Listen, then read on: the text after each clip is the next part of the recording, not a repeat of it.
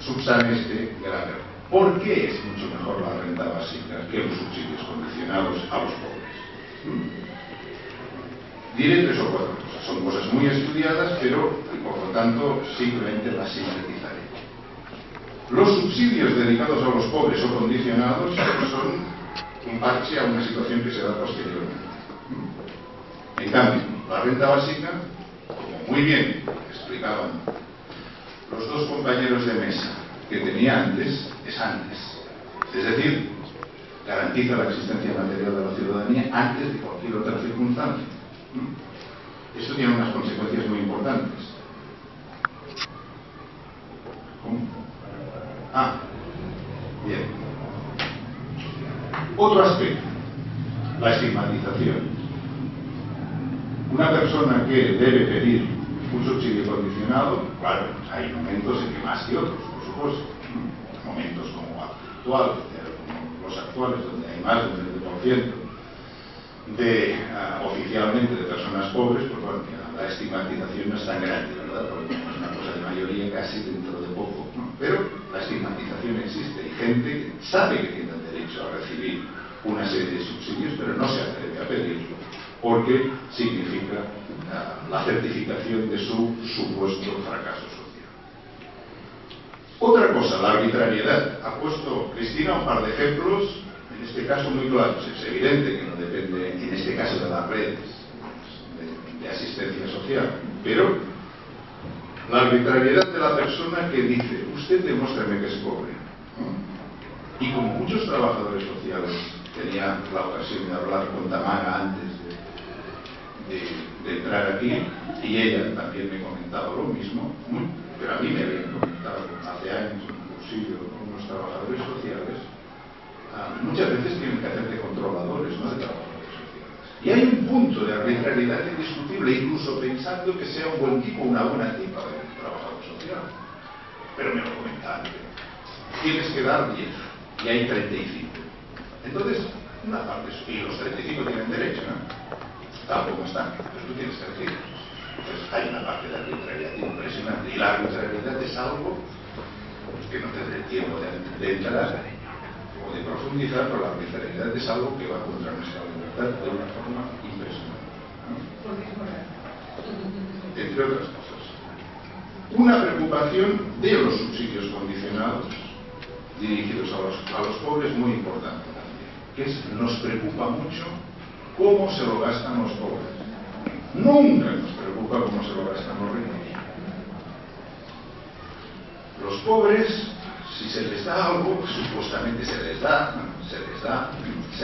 algo, unos se lo van a gastar en vino, otros se lo van a gastar en drogas, otros se lo van a gastar en ver la televisión, otros se lo van a gastar en tomar cervezas y patatas fritas, que además es solo un problema de colesterol.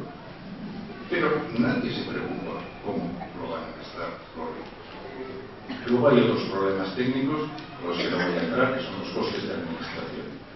Si un programa dirigido a los pobres es eficiente, lo cual quiere decir todas las condiciones posibles, por cada euro que va a un pobre, otro se lo queda a la administración del programa. Esto es, bueno, nadie puede darle lo importante que es. Otro punto que sale a menudo con la renta básica: los capitales emigrarían.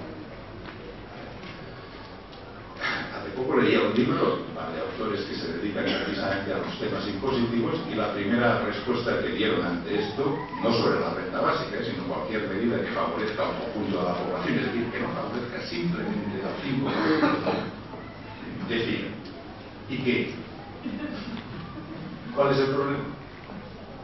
¿Y qué? Emigren, si ya están emigrados. ¿Qué son los paraísos fiscales?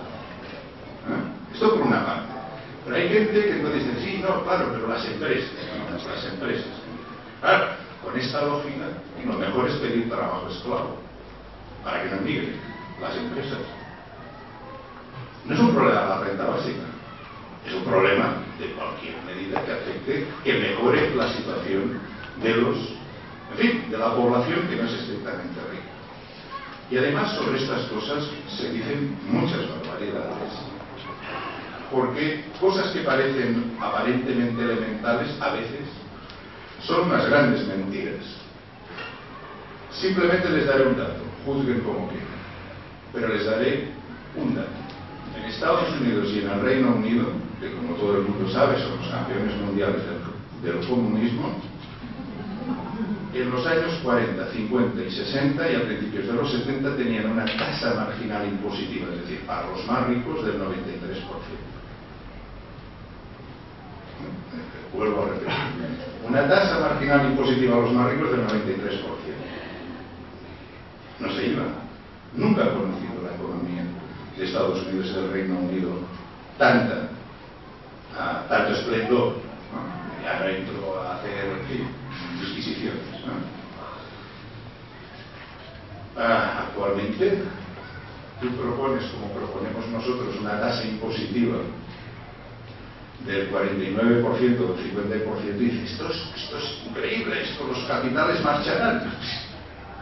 Simplemente se trata de comparar. Estamos hablando del 93%, vuelvo a repetir. No fue solamente Reagan y Thatcher los que empezaron, ya la cosa fue previa. Presidentes que caen simpáticos porque fueron asesinados como Kennedy. Pero bueno, evidentemente luego Thatcher y Reagan, pues estos ya se lo tomaron en serio. No es justo que la renta básica lo reciban los ricos. Lo he explicado perfectamente. ¿Qué quiere decir que lo reciban los ricos? ¿Qué quiere decir que lo reciban los ricos si tienen que pagar más? ¿Cuál es el problema? ¿Cuál es el problema que una persona como Patricia Botín tenga que pagar mucho más? Lo tendría. Vamos a ver, es que también vamos a emplear las palabras justas porque que Patricia Botín tendría que pagar más impuestos de los que supuestamente paga ahora. Que esto es diferente. En general no pagan nada. Y cuando defraudan un presidente o vicepresidenta del gobierno, en este caso era del PSOE, pues los inducen, ¿no? O sea, cuando hay la posibilidad de atraparlos un poco, los inducen. Bien. Entonces, esto va muy ligado a que no es justo que lo reciban los ricos, como que no se puede financiar la renta básica.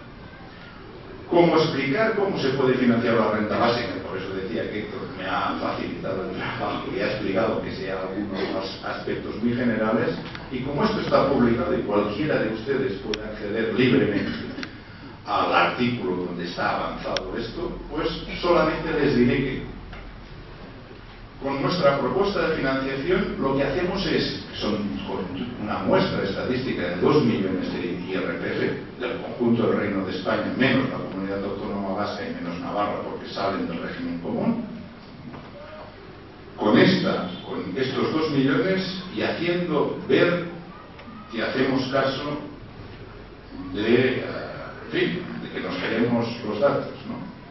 Es decir, pues es una muestra estadística y allá, entre otras cosas, se ve el increíble fraude fiscal de los ricos, en fin, lo que ustedes quieran.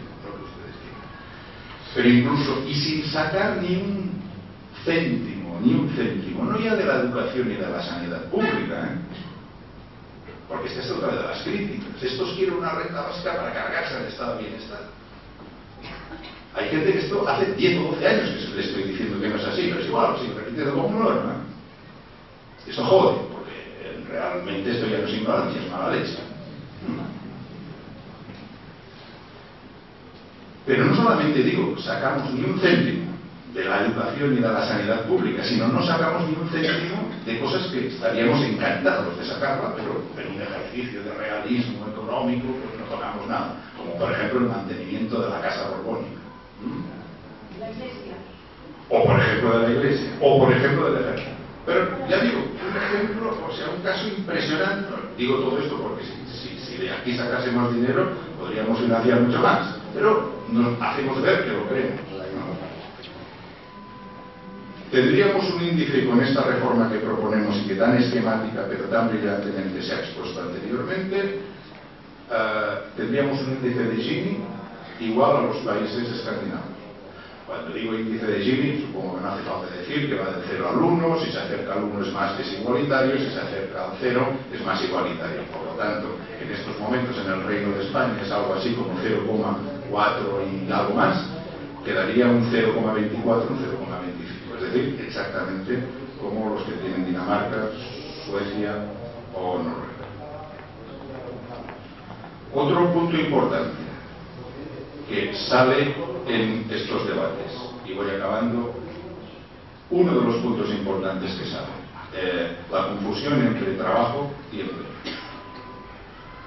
Empleo es, efectivamente, lo que ha explicado Héctor, de una forma muy rápida, pero muy explicativa. Pero esto no es todo lo que es. El trabajo es lo que hace mucha gente que no cobra nada. Mucha gente no cobra nada por realizar este tipo de actividad. Por ejemplo, la inmensa mayoría de mujeres y algunos hombres el trabajo que hacen en su casa. Lo que se llama trabajo doméstico o bien trabajo de cuidado de los otros, recibe otro tipo de trabajo, de denominaciones. Y, evidentemente, el trabajo que también recibe el nombre de voluntario, pero que también le podríamos decir, o llamar con otros nombres como militante o de solidaridad, díganme lo que quieran, ¿no? El trabajo voluntario en el sentido de que uno lo hace porque le da la gana y tiene la recompensa en la propia acción del trabajo. No, emprendedores no, porque emprendedores, fíjate que pretenden una remuneración. Esto ya formaría parte del trabajo con remuneración. Bueno, pero digamos, esto formaría parte del conjunto del trabajo por el cual tú recibes una remuneración. Quiero decir, existen tres tipos de trabajo, ¿no? Y solo se recibe remuneración por uno, que es el trabajo o la actividad por remuneración. Pero, y esto sí que es interesante, no estoy entrando en lo que se llama utilidad social del trabajo. Porque hay mucha gente que no recibe nada y está haciendo un trabajo con mucha utilidad. Por ejemplo, quien cuida a sus hijos, ¿no? Y en cambio hay gente que está recibiendo mucho dinero que no solamente no está haciendo ningún tipo de actividad con utilidad social, sino que es un desastre, que sería mejor que no lo hiciera, para el conjunto, el bien de la sociedad. Y una cosa es recibir dinero, y otra cosa es hacer algo útil socialmente, que no tiene por qué ser, no tiene que ir de la mano. O dicho de otra forma, quien no recibe ningún tipo de remuneración monetaria